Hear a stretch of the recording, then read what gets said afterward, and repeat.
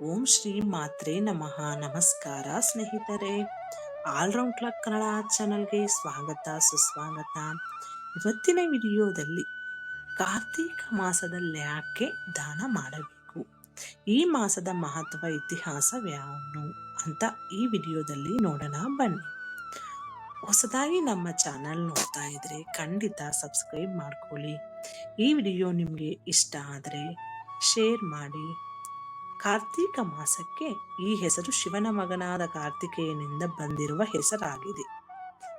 ಈ ಮಾಸದಲ್ಲಿ ವಿಷ್ಣು, ಶಿವ ಮತ್ತು ತುಳಸಿ ಪೂಜೆಯನ್ನು ಮಾಡುವುದು ಶ್ರೇಷ್ಠ ಕಾರ್ಯ.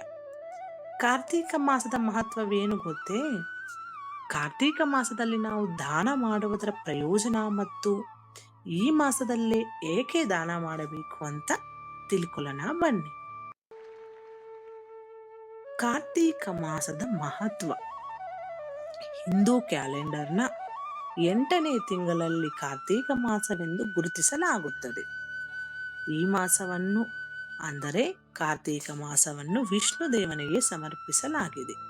ಕಾರ್ತೀಕ ಮಾಸದಲ್ಲಿ ನಾವು ಪವಿತ್ರ ನದಿಯಲ್ಲಿ ಸ್ನಾನ ಮಾಡುವುದರಿಂದ, ದಾನ ಮಾಡುವುದರಿಂದ ಮತ್ತು ವಿಶೇಷವಾಗಿ ತುಳಸಿ ಪೂಜೆಯನ್ನು ಮಾಡುವುದರಿಂದ ಜೀವನ ಪರ್ಯಂತ ಅಂತ್ಯವಿಲ್ಲದ ಪುಣ್ಯವನ್ನು ಪಡೆದುಕೊಳ್ಳಲಾಗುವುದು.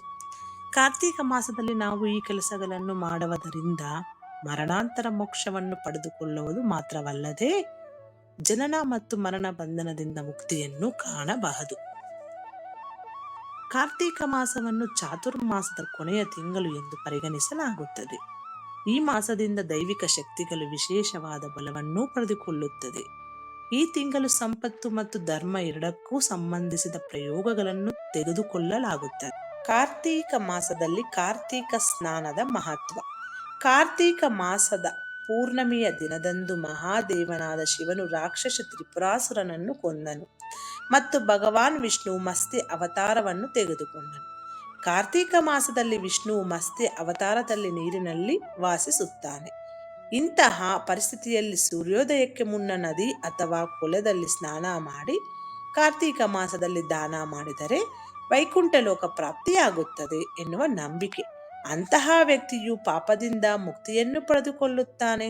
ಕಾರ್ತೀಕ ಮಾಸದಲ್ಲಿ ಗಂಗಾ ಸ್ನಾನ ಮಾಡಲು ದೇವತೆಗಳೇ ಭೂಮಿಗೆ ಬರುತ್ತಾರೆ ಎನ್ನುವ ನಂಬಿಕೆ. ಕಾರ್ತೀಕ ಮಾಸದಲ್ಲಿ ದಾನ ಮಾಡುವ ಪ್ರಯೋಜನಗಳು. ಮಳೆಗಾಲವು ಅಂತ್ಯಗೊಂಡು ಚಳಿಗಾಲವು ಕಾರ್ತೀಕ ಮಾಸದೊಂದಿಗೆ ಆರಂಭವಾಗುತ್ತದೆ. ಅಂತಹ ಪರಿಸ್ಥಿತಿಯಲ್ಲಿ ಈ ಮಾಸದಲ್ಲಿ ಅಗತ್ಯವಿರುವವರಿಗೆ ಹೊದಿಕೆ ಮತ್ತು ಉಣ್ಣೆ ಬಟ್ಟೆಗಳನ್ನು ದಾನ ಮಾಡಬಹುದು. ಕಾರ್ತೀಕ ಮಾಸದಲ್ಲಿ ನಿರ್ಗತಿಕರಿಗೆ ಅಥವಾ ಬಡವರಿಗೆ ಹಣ, ಧಾನ್ಯಗಳು, ಬಟ್ಟೆಗಳನ್ನು ದಾನ ಮಾಡಿ. ಗೋಶಾಲೆಯಲ್ಲಿ ಹಸುಗಳ ಸೇವೆಯನ್ನು ಮಾಡಿ. ಹಸುಗಳನ್ನು ನೋಡಿಕೊಳ್ಳಲು ಹಣವನ್ನು ದಾನ ಮಾಡಿ. ಈ ತಿಂಗಳು ತುಳಸಿ, ಧಾನ್ಯ, ಹಸು ಮತ್ತು ನೆಲ್ಲಿಕಾಯಿ ಗಿಡವನ್ನು ದಾನ ಮಾಡುವುದು ವಿಶೇಷ ಮಹತ್ವವನ್ನು ಹೊಂದಿದೆ. ದೇವಸ್ಥಾನದಲ್ಲಿ, ನದಿಯ ದಡದಲ್ಲಿ, ರಸ್ತೆಯಲ್ಲಿ ಅಥವಾ ಮಲಗುವ ಸ್ಥಳದಲ್ಲಿ ದೀಪವನ್ನು ದಾನ ಮಾಡಬೇಕು.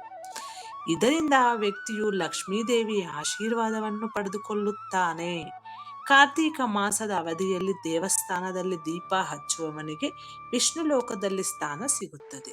ದೂರದ ಸ್ಥಳದಲ್ಲಿ ದೀಪವನ್ನು ದಾನ ಮಾಡುವವನು ನರಕದಿಂದ ಮುಕ್ತಿಯನ್ನು ಪಡೆದುಕೊಳ್ಳುತ್ತಾನೆ. ಈ ಮಾಸದಲ್ಲಿ ಬಾಳೆಹಣ್ಣು ಮತ್ತು ಕಂಬಳಿ ದಾನ ಮಾಡುವುದು ತುಂಬಾ ಒಳ್ಳೆಯದು. ವಿಷ್ಣುವನ್ನು ಮುಂಜಾನೆ ಪೂಜಿಸಬೇಕು ಮತ್ತು ರಾತ್ರಿ ದೀಪವನ್ನು ದಾನ ಮಾಡಬೇಕು. ಕಾರ್ತೀಕ ಮಾಸದಲ್ಲಿ ಸ್ನಾನ ಮಾಡುವುದಕ್ಕೆ ಮತ್ತು ಬಡವರಿಗೆ ಅಥವಾ ನಿರ್ಗತಿಕರಿಗೆ ಕೈಯಲ್ಲಾದಷ್ಟು ದಾನ ಮಾಡುವುದಕ್ಕೆ ಹೆಚ್ಚಿನ ಮಹತ್ವವಿದೆ. ನಿಮ್ಮ ಬಳಿ ಸಾಧ್ಯವಾದರೆ ಕಾರ್ತೀಕ ಮಾಸದ ಅವಧಿಯಲ್ಲಿ ಇತರರಿಗೆ ನಿಮ್ಮ ಕೈಯಲ್ಲಾದಷ್ಟು ದಾನ ಮಾಡಿ. ಈ ವಿಡಿಯೋದಲ್ಲಿ ಇರುವ ಎಲ್ಲ ಅಂಶಗಳು ನಿಮ್ಮ ಸ್ವಂತ ವಿವೇಚನೆ ಬಳಸಿ ನಿರ್ಧಾರಗಳೆಲ್ಲ ತೆಗೆದುಕೊಳ್ಳಿ. ಈ ವಿಡಿಯೋ ಇಷ್ಟ ಆದರೆ ಖಂಡಿತ ಸಪೋರ್ಟ್ ಮಾಡಿ. ಹೊಸದಾಗಿ ನೋಡ್ತಾ ಇದ್ರೆ ಸಬ್ಸ್ಕ್ರೈಬ್ ಮಾಡ್ಕೊಳ್ಳಿ. ಮುಂದಿನ ವಿಡಿಯೋದಲ್ಲಿ ಸಿಗೋಣ. ಅಲ್ಲಿವರೆಗೂ ಧನ್ಯವಾದಗಳು.